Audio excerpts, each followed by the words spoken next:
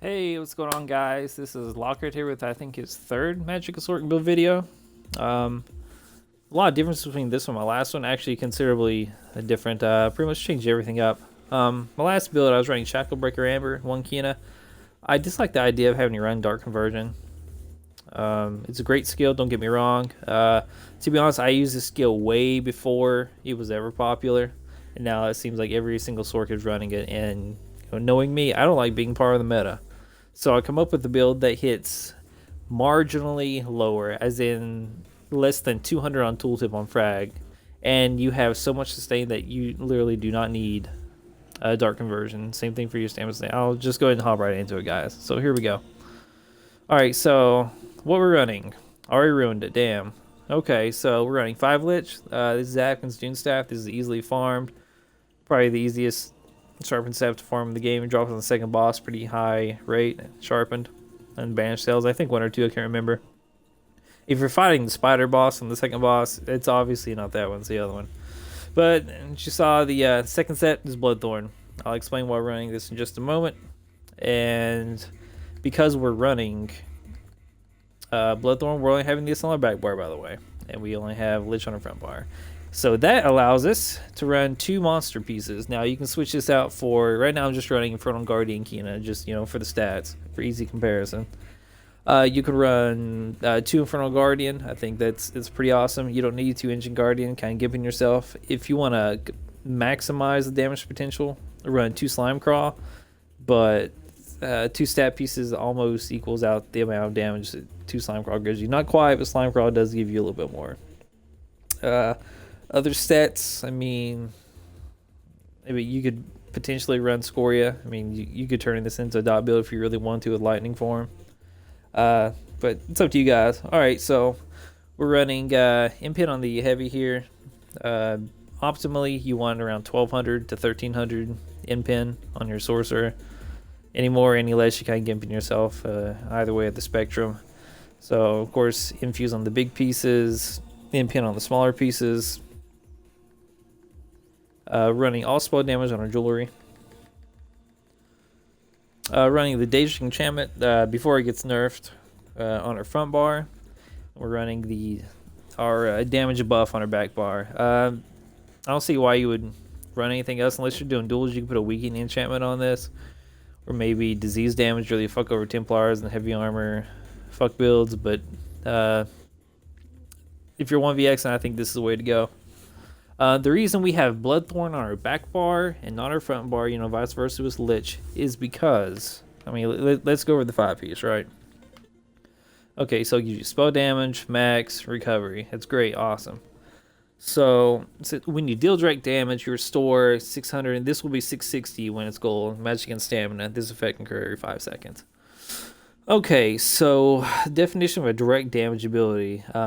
It's the first tick on most dots and any weave, essentially. So if I was a light attack, which you should always be doing on your back bar anyway, you're proccing this every 5 seconds. The reason I have it on the back bar is because if you're getting pressured by 2 or 3 people in open world, or 2 or 3 plus, you're not going to be on your front bar too terribly a lot, unless you're front barring a ward or such.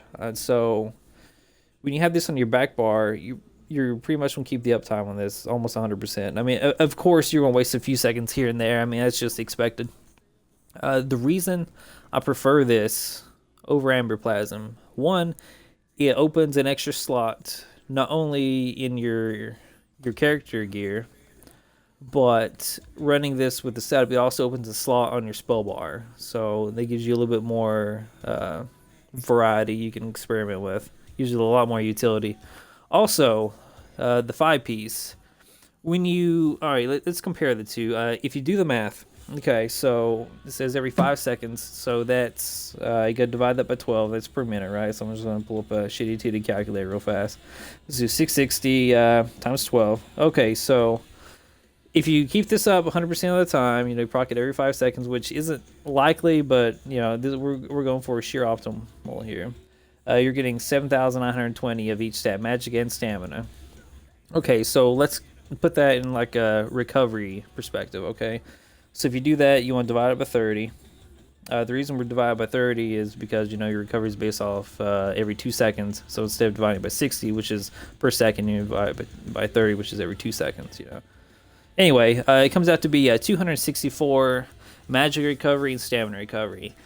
Why is this better than Amber Plasm? I'll explain it to you. Okay, so not only are we getting Amber Plasm gives you max, gives you spell damage, gives you crit, and of course the 300 to your stamina magic recovery. This gives you, I mean, just for flat numbers, you can tell it has more magic recovery because it has that place to crit. And when it comes to the stamina portion of it, some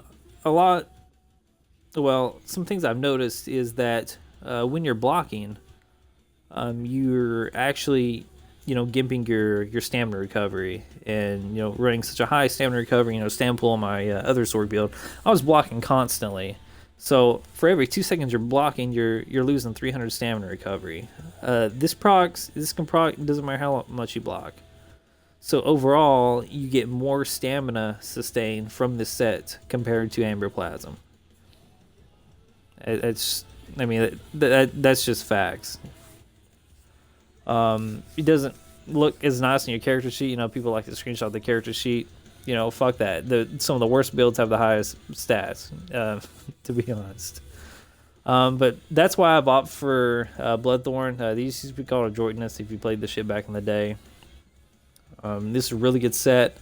Like I said, the uptime, you should keep it up. You may miss 1 or 2 ticks of this, but that's no big deal at all.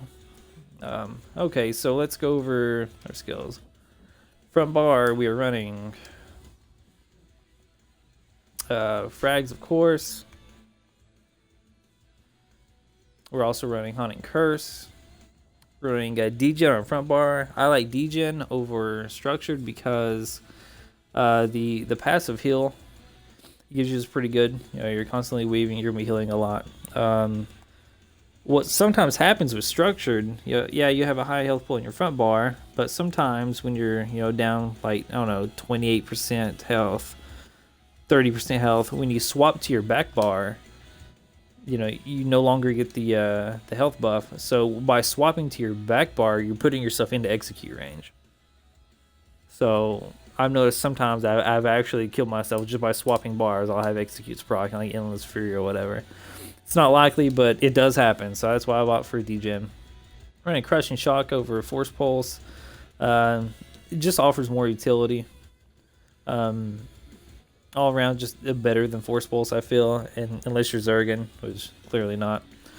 Running Inner Light. Notice I'm not running Execute. Point being, Inner Light mathematically offers more damage than your Endless Fury Execute. It's proven. You can look at the stats up anywhere.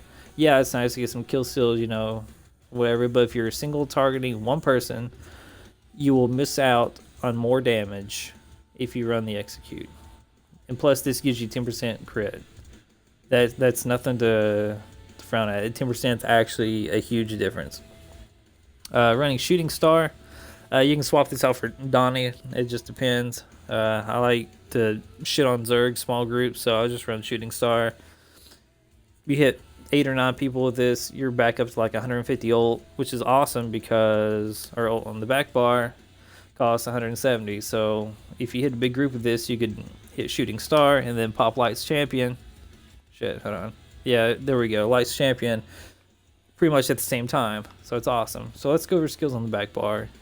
We're running 3 wards, obviously. Potentially we could run Dampen. But I wouldn't worry too much about it. Harness is just fine. I really like Mines. This is probably my favorite skill in the fucking game. I really miss running this. I've had to put Dark Conversion here instead, but I really love this build. Mines are really good in open world, just all around. You could replace this with Lightning Form, maybe, but Mines is just too good. Streak on the back bar. Ball Lightning is probably a better alternative.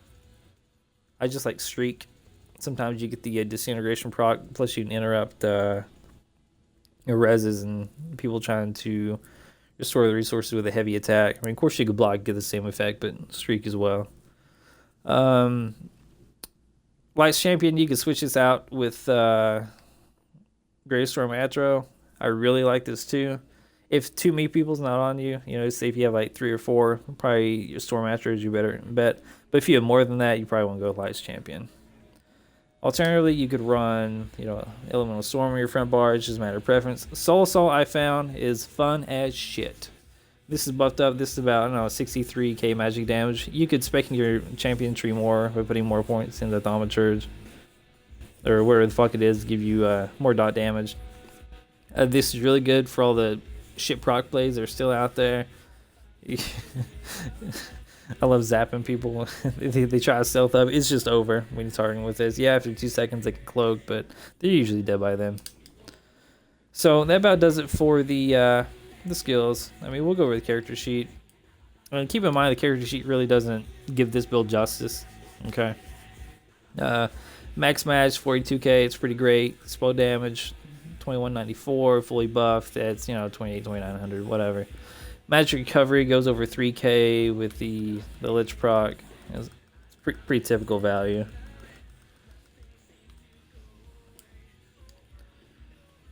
Stamina recovery, like I said, there's actually more magic recovery and stamina recovery than the character sheet says, just because of Bloodthorn we're running. 1254 crit resistance, as I said before, that's pretty much optimal I found for a sorcerer.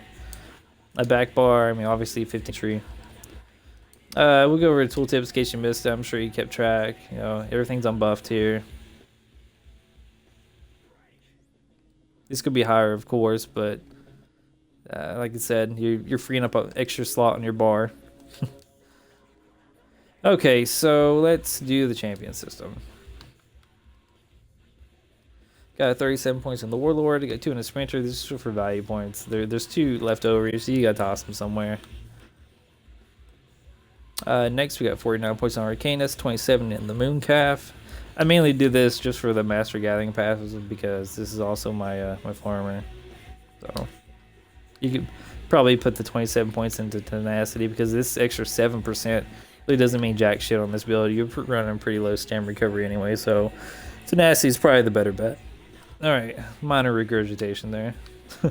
Alright, so we have 72 points in tumbling. This was 51, my last build. I found I roll dodge a lot more than I do anything else.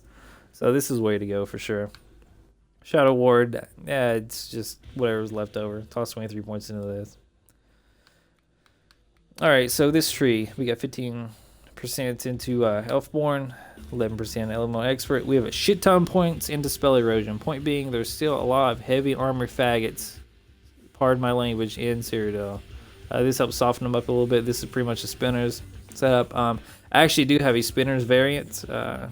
If you want me to make that build video, just let me know in the comments or whatever. It's hitting 25k spell penetration, and we're also running the Crushing Enchantment on the build. It's pretty great. Of course, it doesn't help you against medium armor builds as much and shields, but against heavy armors, you're gonna be hitting people with heavy armor frags 10, 11k all day. They're really squishy, man. Anyway, 72 points in the Master at Arms. You don't have any points in the Staff Expert just because we stacked all of our points in the Spell Erosion. Don't have any points in here. Next, we have 72 points in Ironclad. You're getting single target by everything. There's no reason you shouldn't have 72 points into this, in my opinion. Next tree, we have 27 in the Hardy. 43 into Elemental Defender, and 2 on the Thick Skin. Like I said, these are just some value points. Last but not least, Bastion. We have 66 points in the Bastion, and that about does it for the champion points, guys. Hey, that pretty much does it, for the build. I mean, we'll run the Atro. Also running Tri-Stats. Optimally, I think Tri-Stats is best for this build. You could get away with running Bi-Stats, but you still have to be careful with your stamina pool, because we're no longer running Shackle Breaker. So you kind of have a small stam pool. I am a Dark Elf, and I swear to God, guys, this is the best race you can be. It's such a, especially running Tri-Stats, their passives are good. Yeah, as a High Elf, I mean, you get 10% more regen, but it's whatever. You get a lot more stamina running a Dark Elf. I feel it's just better all around. Breton's also a good alternative. They're really good. They didn't nerf their passes a little bit near the reduced cost, so it's not as good anymore. So that's unfortunate. Not really a lot more to say about this. Hopefully the patch gets here soon. We can really, see the final patch notes and see what they do with it. If you have any questions, let me know in the comments or message me. I do have a couple days off from work, so now's a good time. Well, that about does it for the build video, guys. Thanks, like, sub, and let me know what you think of the banner and shit. Spent a few hours of work trying to make it. Just let me know. I like the criticism. All right, thanks, guys. Catch you on the next one.